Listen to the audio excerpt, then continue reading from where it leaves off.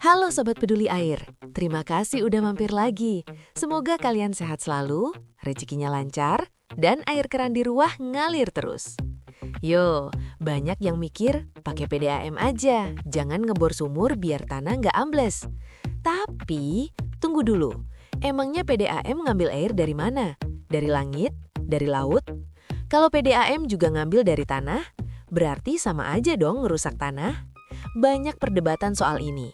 Katanya PDAM itu solusi buat nyegah Jakarta tenggelam. Tapi di sisi lain, ada yang bilang pipa PDAM bocor malah bikin tanah labil. Selamat datang di Baru Tahu. Dan hari ini, kita bakal bedah tuntas. Apakah air PDAM itu penyelamat atau perusak muka air tanah? Siap-siap, spoiler alert, jawabannya tergantung sumber air baku PDAM di kota lo.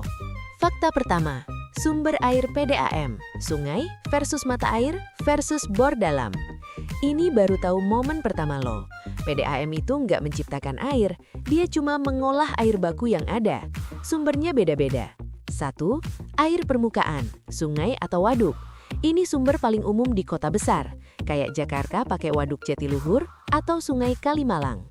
Kalau PDAM lo pakai air sungai, dia tidak mengurangi muka air tanah. Malah dia ngebantu, karena orang jadi nggak ngebor sumur sendiri, muka air tanah aman. 2. Mata air. Ini biasanya di daerah pegunungan, kayak Bogor atau Bandung. Mata air itu air tanah yang keluar sendiri. Kalau diambil berlebihan, bisa ngurangin debit sungai, tapi dampak ke muka tanah nggak separah ngebor langsung. 3. Bor dalam atau deep well.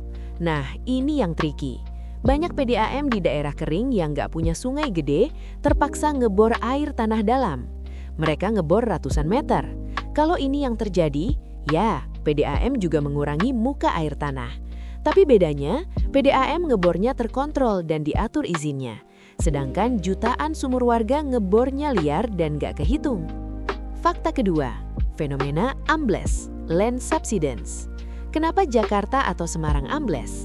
Karena jutaan warga plus gedung plus pabrik nyedot air tanah secara barbar pakai sumur bor.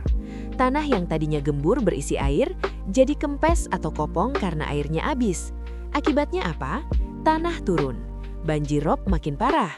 Solusinya apa? Pemerintah maksa kita beralih ke air perpipaan, PDAM. Kenapa? Karena idealnya PDAM ngambil air dari sungai atau waduk, bukan tanah. Dengan beralih ke PDAM yang sumbernya sungai, kita berhenti nyedot tanah. Tanah bisa istirahat dan semoga nggak ambles makin parah. Jadi dalam konteks kota besar kayak Jakarta, PDAM adalah penyelamat muka air tanah. Fakta ketiga, masalah kebocoran atau non-revenue water. Tapi ada sisi gelapnya. Pipa PDAM kita banyak yang tua dan bocor. Ingat video sebelumnya? Tingkat kebocoran atau non-revenue water di Indonesia itu tinggi, bisa 30–40%. Artinya apa? PDAM udah capek-capek ngolah air sungai, 40% airnya hilang ngerembes ke tanah di tengah jalan. Ini pemborosan sumber daya air yang gila-gilaan. Jadi apakah PDAM mengulangi muka air tanah? 1.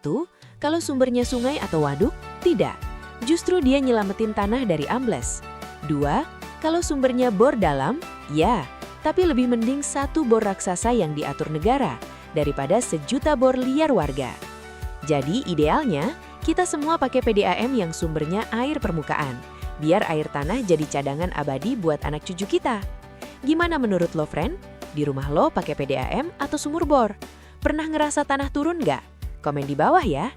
Jangan lupa like video ini dan subscribe biar makin pintar jaga lingkungan. Sampai jumpa!